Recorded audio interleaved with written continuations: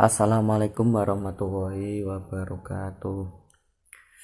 Kali ini saya akan mempresentasikan proposal yang saya buat untuk proposal tugas penelitian pendidikan yang diampu oleh dosen Bapak Husni Mubarak MPD.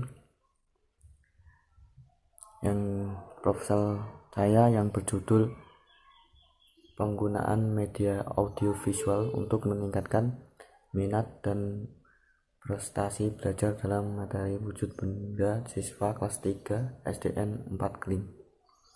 Perkenalkan, nama saya Hanif Lutfilah, NIM 1813304 kali 229, kelas 6 PGSD A7.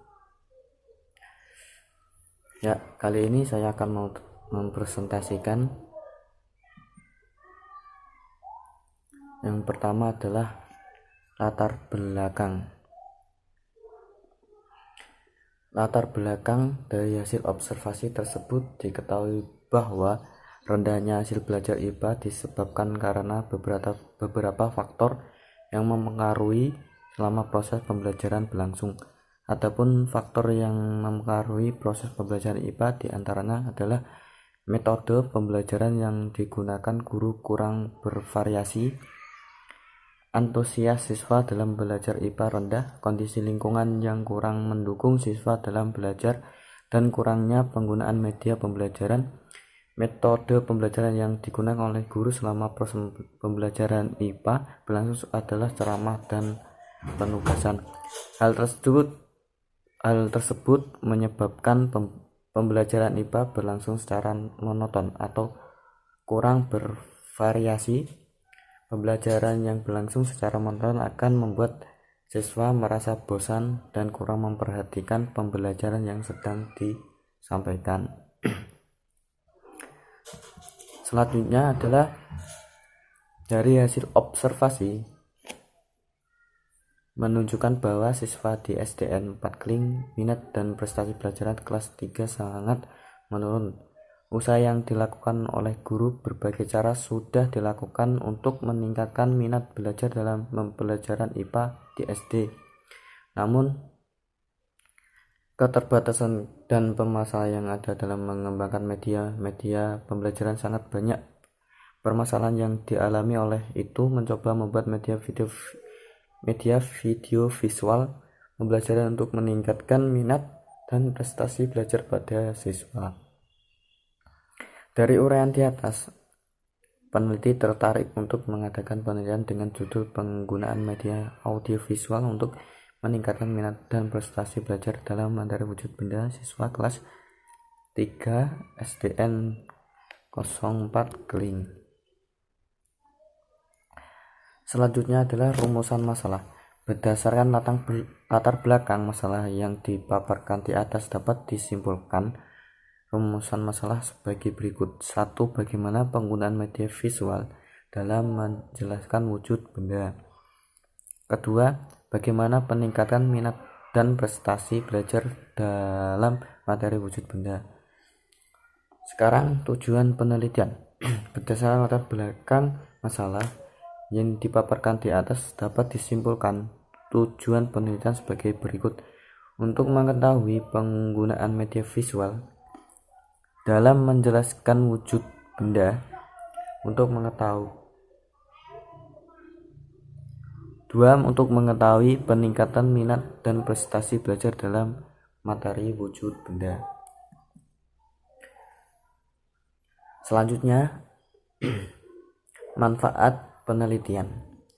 Selain itu, kontribusi media pembelajaran dalam pembelajaran adalah dapat membuat pembelajaran lebih menarik, pembelajaran dapat lebih interaktif, kualitas pembelajaran juga dapat ditingkatkan, dan siswa dapat lebih bersemangat dalam mengikuti pembelajaran.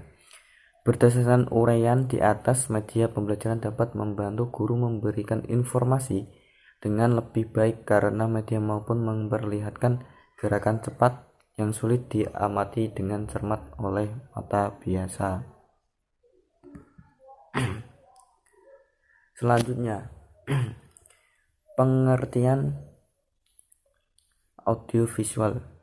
Menurut Marcel Maluhan, pengertian media adalah suatu ekstensi manusia yang meningkatkannya mempengaruhi orang lain yang tidak mengadakan kontrak langsung dengan dia. Media audiovisual berasal dari kata media yang berarti bentuk perantara yang digunakan oleh manusia untuk menyampaikan atau menyebar ide, gagasan atau pendapat, sehingga ide, pendapat atau gagasan yang dikemukakan itu sampai kepada penerima yang dituju. Dudley mengatakan media audiovisual adalah media pengajaran dan media pendidikan yang mengaktifkan mata dan telinga peserta didik dalam waktu proses pembelajaran berlangsung. Media audiovisual yaitu jenis media yang selain mengandung unsur suara juga mengandung unsur gambar yang dapat dilihat seperti rekam video. Berbagai ukuran film, deadline suara, dan lain sebagainya. Kemampuan media ini dianggap lebih baik dan lebih menarik sebab mengandung kedua unsur jenis media yang pertama dan kedua. Selanjutnya, ciri-ciri audiovisual. 1. Pada umumnya bersifat linear. 2. Pada umumnya menyajikan visual yang dinamis. Ketiga, digunakan dengan cara yang telah diterapkan sebelumnya oleh perancang ataupun pembuatnya. 4. Berupa representasi fisik dari gagasan real atau gagasan abstrak. 5. Dikembangkan dengan prinsip psikologis, behaviorisme, dan kognitif. 6. Biasanya berorientasi kepada guru dengan tingkat perlibatan interaktif murid yang rendah. Selanjutnya, macam-macam media audiovisual. Yang pertama, audiovisual murni yang berupa film bersuara, video, televisi. Yang kedua, audiovisual tidak murni yang berupa 1. Sound slide, film bingkai suara. Kedua, slide tab, film rangkai suara. Selanjutnya, karakteristik atau ciri-ciri utama teknologi media audiovisual adalah sebagai berikut. 1. Mereka biasanya bersifat linear. 2. Mereka biasanya menyajikan visual yang dinamis.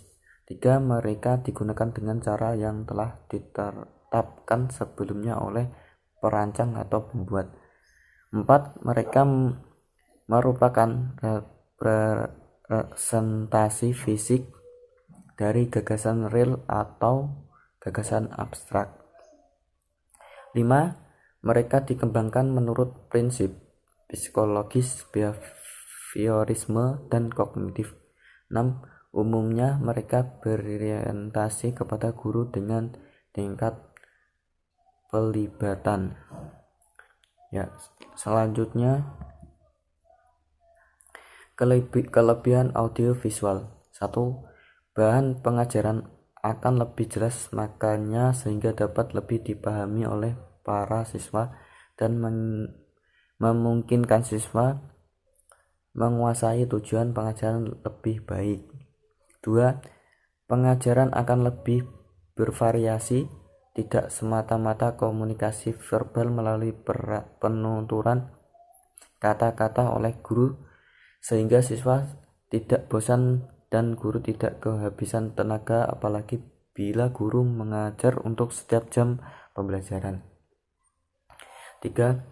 Siswa lebih banyak melakukan kegiatan belajar, sebab tidak hanya mendengarkan uraian guru, tapi juga aktivitas mengamati, melakukan, mendemonstrasikan, dan lain-lain. Keempat, pengajaran akan lebih menarik perhatian siswa sehingga dapat menumbuhkan motivasi belajar. Selanjutnya, kelemahan audiovisual. Satu, media audio yang lebih banyak menggunakan suara dan bahasa verbal hanya mungkin dapat dipahami oleh pendengar yang mempunyai tingkat penguasaan kata dan bahasa yang baik. 2. Pengajian materi melalui media audio dapat menimbulkan verbalisme bagi pendengar. 3. Kurang mampu menampilkan detail dari objek yang disajikan secara sempurna. Selanjutnya, kajian yang relevan.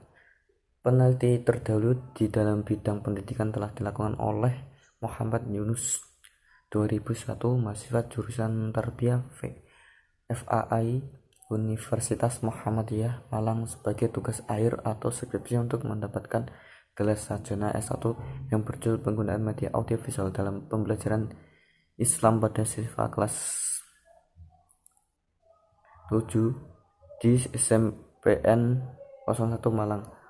Dalam penelitian tersebut, observasi diawali dari adanya kekurangan media dan kegiatan pembelajaran.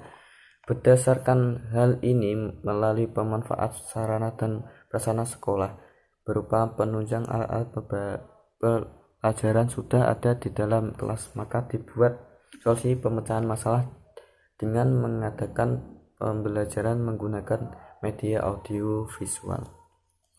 Selanjutnya,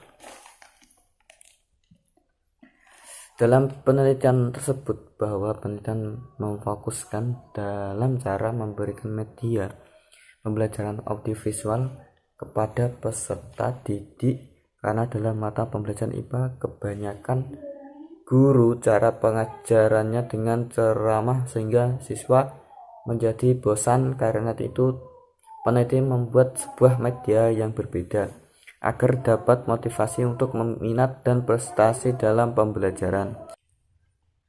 Selanjutnya, kerangka pemikir. Penggunaan media audiovisual untuk meningkatkan minat dan prestasi belajar dalam materi wujud benda siswa kelas 3 SDN 04. 1. Bagaimana penggunaan media visual dalam menjelaskan wujud benda. 2. Bagaimana peningkatan minat dan prestasi belajar dalam materi wujud benda. Selanjutnya, kajian pustaka. 1. Kajian teoritis. 2. Kajian empiris. Kemudian teknik pengumpulan data. 1. Observasi. 2. Wawancara. Selanjutnya, sumber data dari wali kelas dan siswa. Kemudian teknik analisis data dari reduksi data. 2. Penyajian data. Mendeskripsikan penggunaan media visual dalam menjelaskan materi wujud benda siswa kelas 3 SDN 04 Keling. Mendeskripsikan peningkatan minat dan prestasi belajar dalam menjelaskan materi wujud benda siswa kelas 3 SDN 04 Keling. Selanjutnya adalah desain penelitian yang digunakan oleh peneliti adalah R&D atau biasa disebut dengan penelitian dan pengembangan, research and development, adalah metode yang digunakan untuk menghasilkan sebuah produk tertentu dengan menguji keefektifan produk tersebut.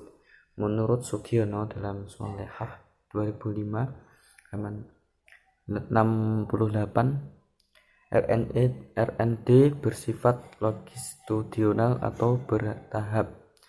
R&D merupakan penelitian yang berorientasi pada pengembangan satu produk, seperti produk pembelajaran tersebut misalnya berupa modul, alat permainan edukatif, video pembelajaran, dan lain sebagainya.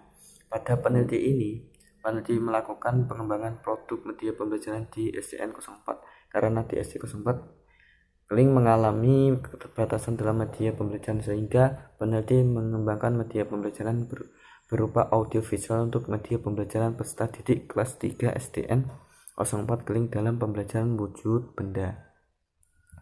Selanjutnya, adapun sumber data dalam penelitian ini adalah sebagai berikut. Data primer.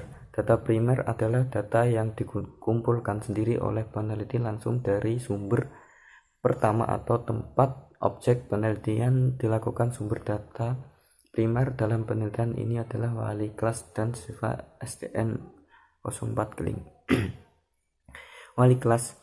Data yang diperoleh dari wali kelas dalam melakukan pembelajaran mulai dari rencana pembelajaran sampai kelemahan-kelemahan dan dalam pembelajaran di kelas. 2. Siswa. Data yang diperoleh siswa dalam melakukan pembelajaran mengenai minat, prestasi pembelajaran, dan permasalahan yang dialami oleh siswa dalam pembelajaran di kelas. Selanjutnya, data sekunder. Data sekunder adalah data yang digunakan oleh organisasi yang bukan pengolahnya ataupun sumber data. Sekunder dalam penelitian ini adalah sejarah berdirinya sekolah, dokumen tentang profil sekolah, data letak bangunan, saran dan prasarana sekolah, serta data siswa kelas 3 SDN 04 Keling.